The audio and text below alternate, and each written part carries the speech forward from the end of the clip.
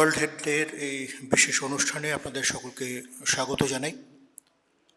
আজ থেকে ঠিক ৭৬ বছর আগে, অর্থাৎ ১৯৪৮ সালে সারা বিশ্বে যখন দ্বিতীয় বিশ্বযুদ্ধের দামামা বাজছে, সেই সময় যুদ্ধ বিধ্বস্ত মানুষদের কিভাবে সুস্থ রাখা যায়, কিভাবে তাদের চিকিৎসা পরিষেবা দেওয়া যায়, এই লক্ষ্য নিয়ে এই ৭ই এপ্রিল জেনিভাতে একটি কনফারেন্স হয়েছিল, স্বাস্থ্য সম্মেলন। সেই সম্মেলনটাকে স্মরণ রাখার জন্য সারা বিশ্বে ওয়ার্ল্ড হেলথ ডে ১৯৫০ সাল থেকে নিরবিচ্ছিন্নভাবে কাজ করে চলেছে বা পালিত হয়ে আসছে।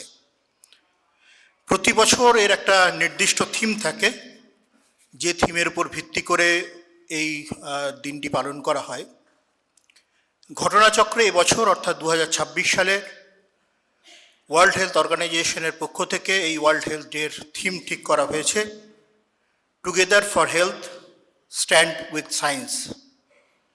অর্থাৎ স্বাস্থ্যক্ষেত্রে আমরা আরও কীভাবে বিজ্ঞানকে ব্যবহার করতে পারবো, বিজ্ঞানকে ব্যবহার করে আমরা আরও কীভাবে স্বাস্থ্য পরিষেবার ক্ষেত্রে বা স্বাস্থ্য পরিষেবার সার্বিক মানোন্নয়ন করতে পারবো, সেই লক্ষ্য নিয়েই আজকে সারা বিশ্বে এই বিশ্ব স্বাস্থ্য দিবসটি পালিত হয়ে আসছে।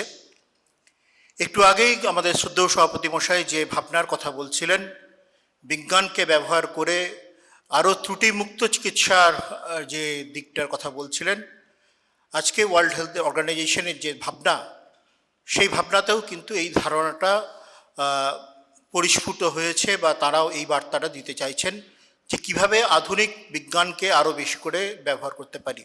এটা দুর্ভাগ্যের হলেও এটা আমাদের মানতে কোথাও বাধা নেই যে এখনও পর্যন্ত সমাজের একটা অনেক বড় অংশ যারা চিকিৎসকদের কাছে না গিয়ে তারা স্থানীয় ওঝা বা এদের কাছে গিয়ে চিকিৎসা নেওয়ার ব্যবস্থা করেন এবং সেটা তাদের পক্ষে ক্ষতিকর হয়ে ওঠে।